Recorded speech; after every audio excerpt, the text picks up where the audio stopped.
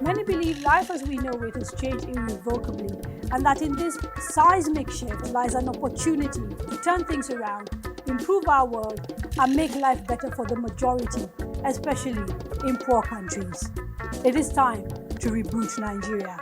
This is Pivotal.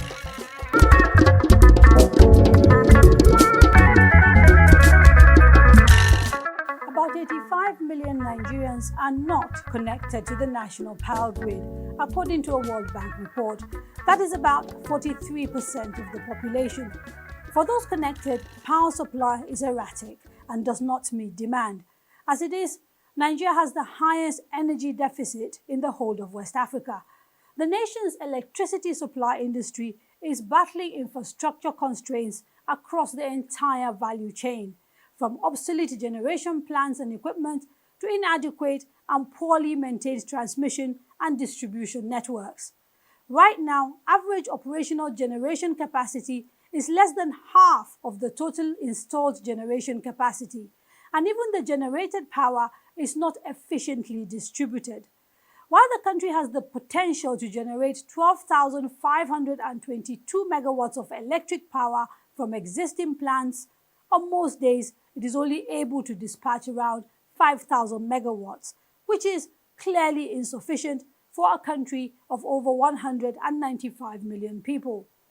Nigeria's power deficit has huge consequences for Nigeria's development. While the global economy is slowly beginning to recover from the recent COVID-19 recession, Nigerian industries continue to lag behind, unable to grow and be competitive without affordable and reliable power. There is, many argue, a direct correlation between our dysfunctional power sector and our inability to grow our economy and create jobs and enable development. While the present government has initiated some reforms in the sector, they do not seem to be having the desired effect of rapidly solving our decades-long power problem. Today on Pivotal, I'm joined by Malam Ahmed Zakari, Special Advisor to President Muhammadu Buhari of Nigeria on infrastructure, and Mr. Odion Omofoman, an energy expert and Chief Executive Officer of New Hampshire Capital Limited. Gentlemen, welcome to Pivotal. Thank you very much for having me, and good evening. Actually, if I could start maybe with you, Malam Ahmed Zakari. Why is it that despite the much touted benefits of privatization of the elements of the power sector, at least the distribution and the generation, the power situation in Nigeria still remains abysmal by whatever standard we measure it? Thank you, Kadri, and thank you for having me today, and happy Easter to everyone watching. The situation on power, as I've stated a number of times, is something that understandably Nigerians are impatient about and should be impatient about.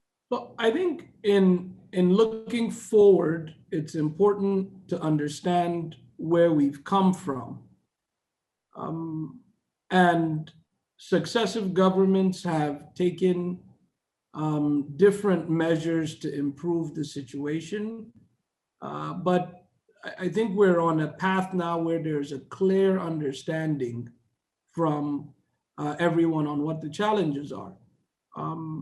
Back in 2003, we had an installed generating capacity of maybe 3,000 to 4,000 megawatts. And if you can't generate, you definitely cannot get any power to transmit or distribute. At the time, there was a big emphasis on increasing generation capacity. But in that period, the investment in transmission and distribution did not keep pace. And in 2013, there was a realization, as enshrined by the Electric Power Sector Reform Act, that we needed to move to a more private sector-driven distribution segment of the sector, whereas transmission was maintained by the government. And with all new things, there was a number of growing pains. Transitioning Nigerians from the standpoint of power at the distribution end, which interfaces with the customer, as a commodity you should pay for, and not a commodity that you should receive for free and subsidized. We've struggled with that. And successive policy decisions have not allowed the cost-reflective tariff to be charged to the consumer. Mr. Edion, you heard Malam Zachary there, and it seems as if, again, consumers are somewhat indirectly getting blamed for the power issues that we see in this country. There's issue of the inability to charge competitive tariffs. But then privatization program was supposed to bring in people who were supposed to sort out the problems, particularly in distribution and generation, by pumping money. And we see time and time again, government still in some ways providing subsidy for private sector companies. So what do you make of this issue of tariffs, and what exactly is going wrong in the privatized power sector that means we've not been able to get the full benefits of privatization, in your view? Okay, in my view, it's pretty straightforward. The assumptions that were used for privatization, particularly the distribution end, a lot of it were unrealistic to my mind. For instance, there's a presentation where the former Minister of Power actually assumed that if remittances from discos were up to 50%, privatization had failed, and that was a worst case scenario. The MITO tariffs were pretty set very low. The bid prices, or rather the ATC and C losses that the bidders won the discos with, they were not correlated to the capex requirements or the actual investments in the tariff. So what you had was a cocktail of promises versus reality being far apart. Unfortunately, regulatory issues have also worsened it, because you're supposed to have biannual review of the tariffs and then 5-year review of the MITO tariffs. We have a situation where these reviews weren't done as and when they were supposed to happen. And what has happened is you have investors who are supposed to invest money in, but they cannot recover that investment because you have tariffs that do not match the investments they've made. And we then have this issue where they can't bring in the funds. Having said that, I also think we have a structural issue in the markets, the power sector market, and if we don't solve the structural issues, we'll keep throwing money at this thing, at the sector, without seeing commensurate returns. The first structural issue is the fact that distribution seems to be the weakest link, and you have customers who are definitely not happy with the quality of service that they're getting. So what would happen is that there will be a reluctance to pay. Number two, you have a huge metering gap where over 60% of customers on the registers of distribution companies are not metered, right? So that cocktail alone is enough to get people to be really, really frustrated. But listening to Madam Zachary, you would hear presidential issues, you hear presidential, everything is coming from the federal government. The question to ask is, where are the state governments who are closest to the last mile customer, right? That is, for me, is the most fundamental flaw in the whole electricity market, where everything is being done by the federal government, and there's nothing the state governments are really able to do because of the way the market is structured. And we must address that structural inefficiency in the market. Let me actually ask him straight away. So there's a recognition that perhaps the privatization program, the way it was initially put together, was fundamentally flawed. But what Mr. Odion seems to be saying is that we are not doing things in a way that enables us, if you like, repair the initial flaws, because we keep centralizing everything that we do, rather than decentralizing some of the things. Absolutely. And enabling those who are closer to the problem to sort of be part of finding the solution. And so we seem to be compounding the issue. What are your thoughts on that particular matter that he has raised? Okay, so I think there was a statement around, blaming the consumer. I think the administration's position is the most pro-consumer position that has happened since the advent of the Power Sector Reform Act and the privatization. Now, if you look at it, there are structural issues, as Mr. Odion has said.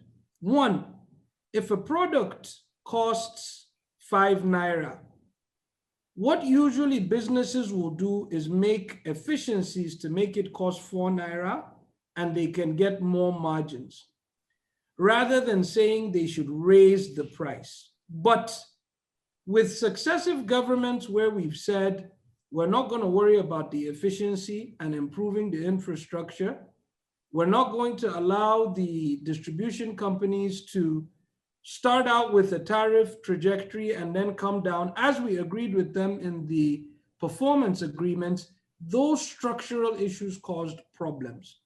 Furthermore, to exacerbate that, end users were unable to get metering that allowed confidence to be built in the system, where I know what I've consumed.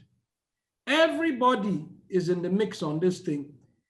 The Niger Delta Power Holding Company is 53% owned by the state governments. The discos are in the 40% from the government side, a range of anything from 11 to 25% of that 40 is still owned by the state governments. So even if passively, the state governments are actually investors in the sector. But we cannot keep doing the same thing and expecting a different result. So it's a very simple solution where allow market forces to work by having the economics that drive investment, while leveraging available funds through loans to the distribution companies for infrastructure. Privately, they can execute them through boosting investment into the transmission company of Nigeria.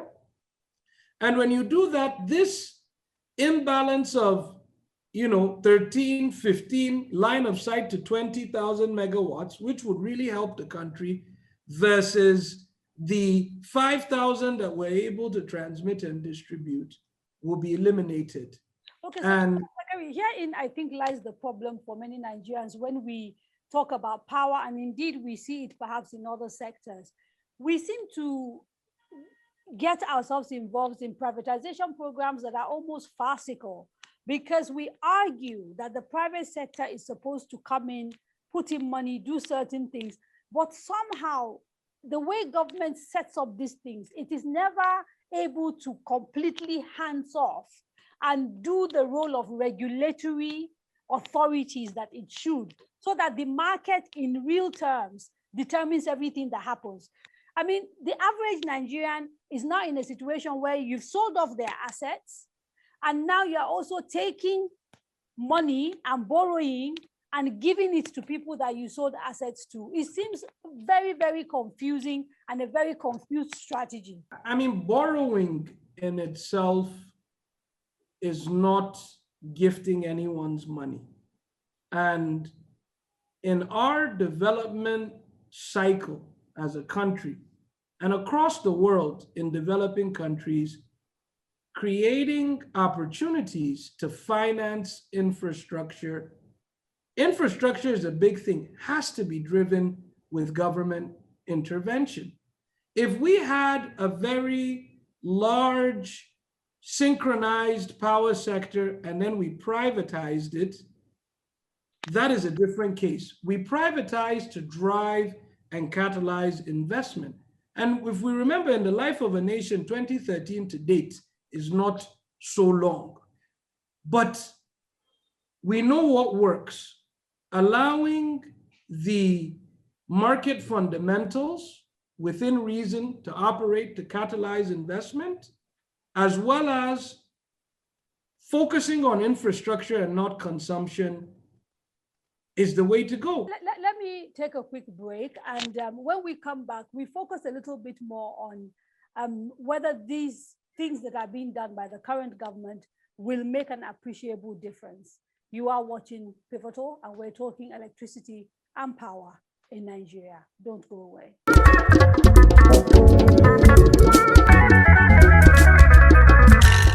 Welcome back to Pivotal, where I'm in conversation with Malam Ahmed Zakari, the Special Advisor to the President of Nigeria on Infrastructure, and Mr. Odion Omofowan, an energy expert and Chief Executive Officer of New Hampshire Capital Limited.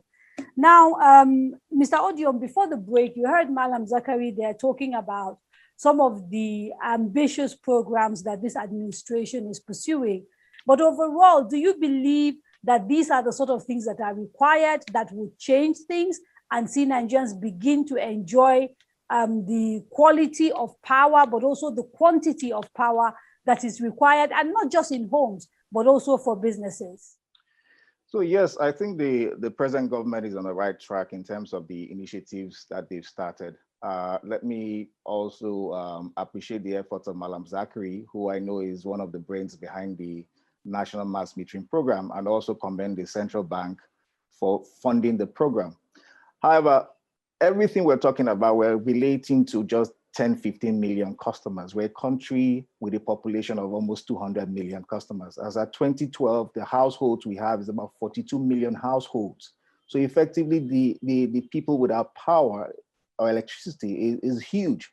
And the central government, my argument is the federal government cannot do everything alone. You cannot have a centralized power market where everything is operated from a central regulation, central financing. The state governments, who are the closest to the last mile customer, need to get involved. And interestingly, the Constitution, there's a confusion where people say the state governments cannot do generation, cannot get involved in power. Yes, they can, because Section 13, Part 2 of the Constitution and 14 actually puts electricity in the concurrent list, and specifically directs that state houses of assemblies can also create laws for electricity regulation and also making sure that their people have electricity to the extent that they don't have access to it from the grid. That is what we need to push now, for states to start to trigger their own regulatory environments that would enable investment at that last mile level. So currently you have the Electricity Act that says states, if you want to generate 1 megawatt and below, you don't need to go to Abuja. But guess what? If you want to distribute electricity outside of the discos, you can only do 100 kilowatt hours.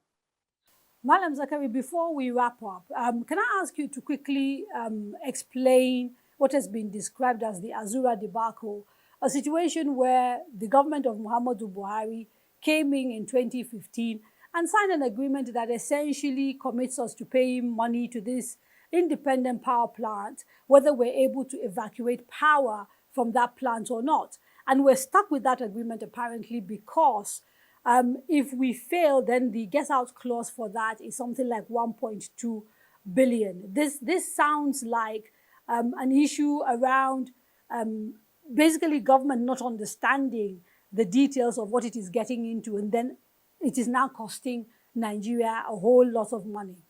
Look, I think there's a lot of misinformation on Azura. And if you look at it, most of those agreements, not to blame Shift, were already signed when this administration came in. And it was at a point where— Except the PRG, which is the one that is problematic.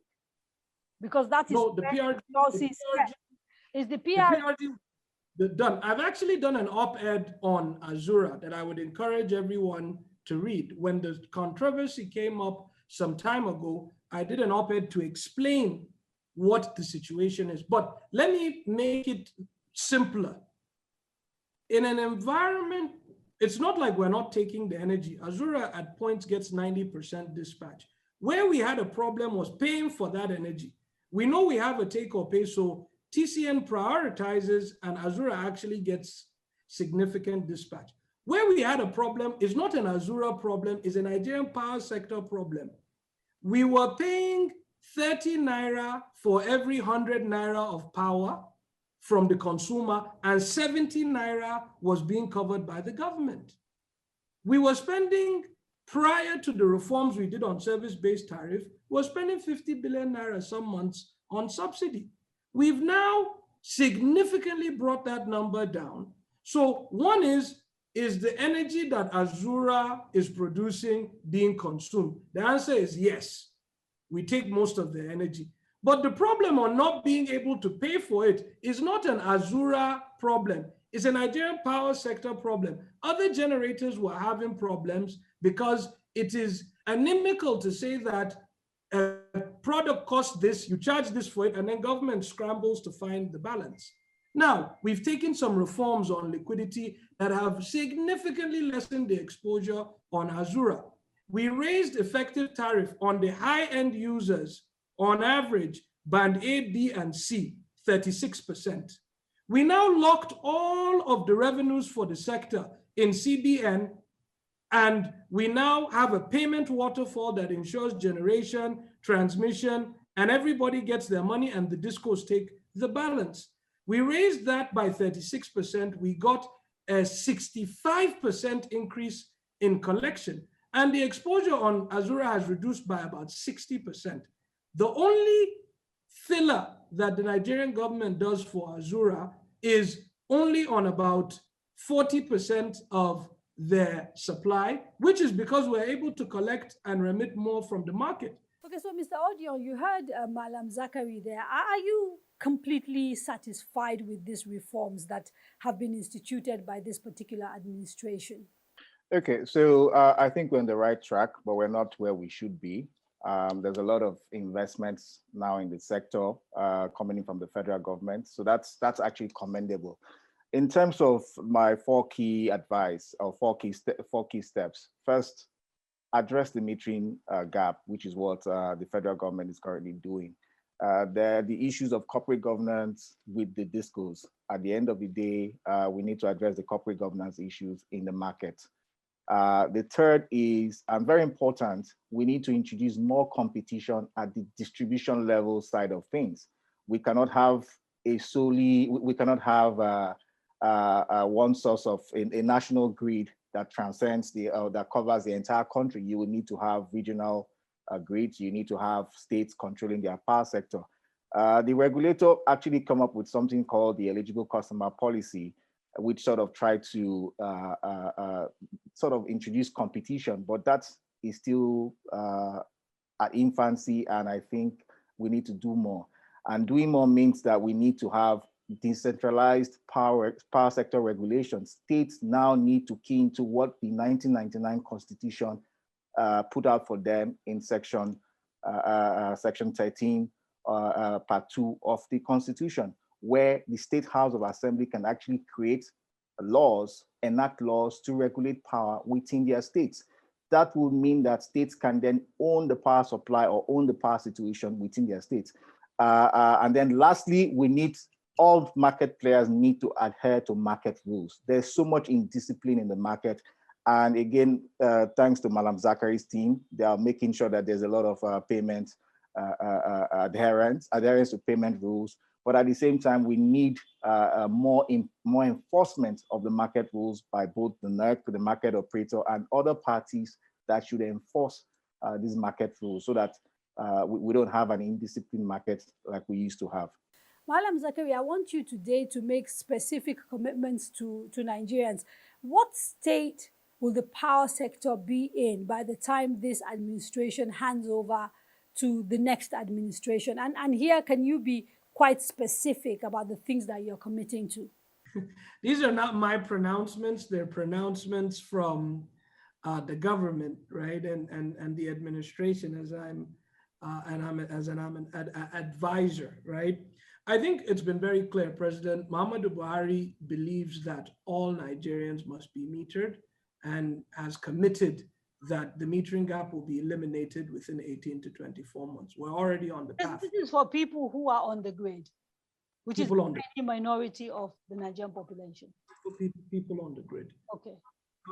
Secondly, the unelectrified population through the Rural Electrification Agency, Ministry of Power, the state REDs, we're going to reverse the trend on a growing number of electrified, and we're going to start reducing those numbers. Do you have a percentage of the reduction that you're looking at by the time you leave office? So what percentage of people who are not electrified currently would be electrified by the time you leave office? I think I'll allow for those data to be revealed by the Ministry of Power and the Rural Electrification Agency. I think my brother Ahmed Salihijo may take issue to me committing him to numbers. If we were actually boosting out 10,000 megawatts of power, our tariff would be closer to 30 naira on average than 50 naira. So our problem is infrastructure to boost supply rather than trying to fight to keep the tariff low. And then lastly, I think we've communicated a number of investments and financing. We will catalyze investment through loans and federal government and state government funds to the tune of $2.5 to $3 billion. It's a combination of items that have been announced but not executed and money that will come in additionally. Gentlemen, we've run out of time, so I'm afraid we're going to have to leave it there. You were watching Pivotal, and my guests were Malam Ahmed Zakari, the Special Advisor to the President of Nigeria on Infrastructure, and Mr. Odion Omofuman, an energy expert and the Chief Executive Officer of New Hampshire Capital Limited. And that's it for this month's edition of Pivotal. Wishing you a wonderful day.